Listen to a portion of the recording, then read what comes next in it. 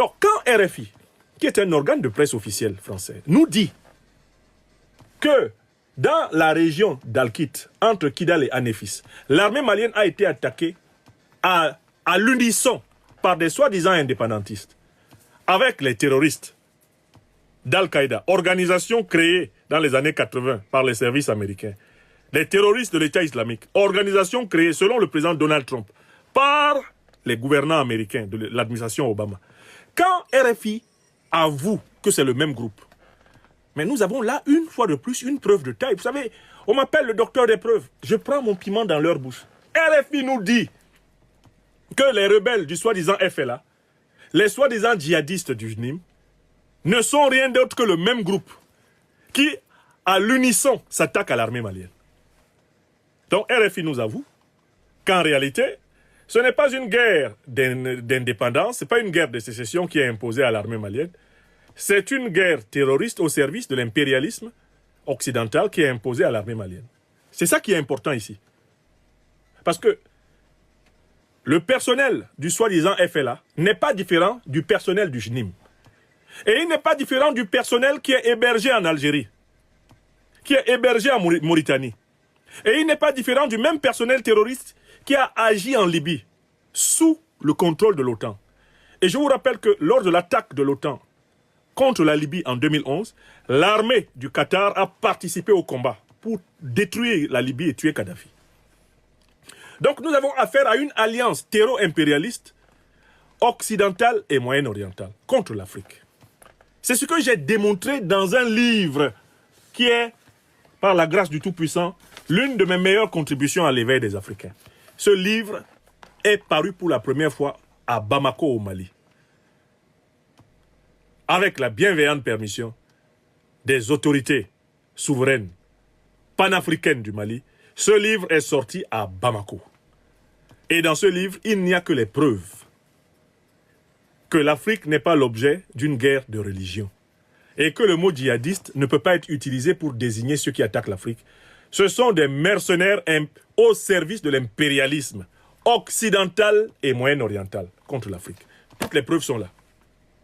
Je ne vais pas vous les refaire. Commandez ce livre si vous ne l'avez pas encore lu. Pour ceux qui sont en Afrique, vous pouvez l'avoir à Bamako, à la librairie Ba, Grand Hôtel. Pour ceux qui sont à Niamey, vous pouvez l'avoir à l'ONEP. Pour ceux qui ont accès au réseau social Internet, vous allez sur Amazon et vous commandez le livre. Il y a une version de ce livre publié ici en Europe. La couverture n'est pas la même, mais le contenu est le même. Maintenant, je pose la question suivante. Nous savons quelle est la nature de l'alliance qui attaque le continent.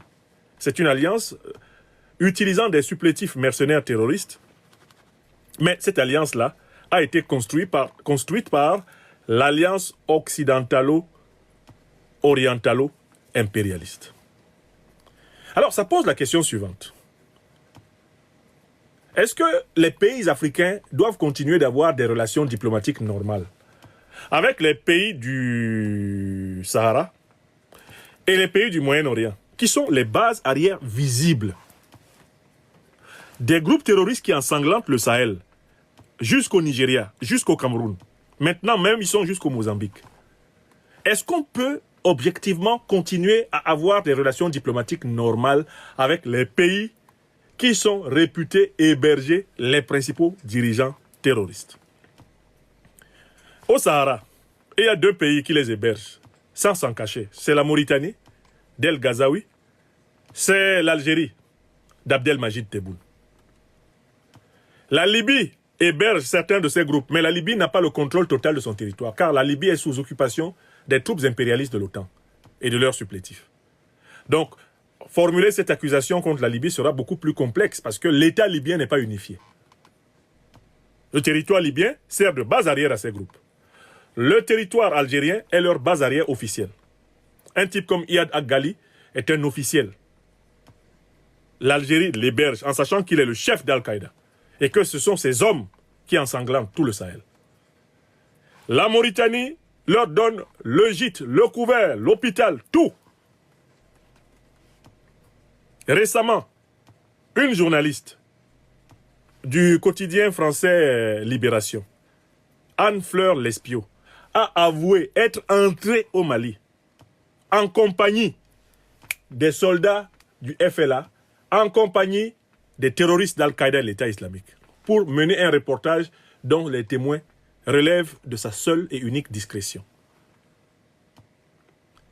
Alors, moi je pose ce soir, une fois de plus, la question de la réaction diplomatique des dirigeants africains. Est-ce qu'on peut continuer à avoir des relations qu'on a avec le Qatar, les relations qu'on a avec l'Arabie Saoudite? Est-ce qu'on peut continuer à avoir les relations qu'on a avec la Mauritanie, les relations qu'on a avec l'Algérie, au regard de l'enracinement de ces puissances-là dans la déstabilisation de l'Afrique subsaharienne? Est-ce que les relations peuvent continuer à être ce qu'elles sont actuellement? Est-ce qu'elles ne doivent pas évoluer vers une forme de pression pour obtenir un changement radical de leur politique? Je pose objectivement cette question.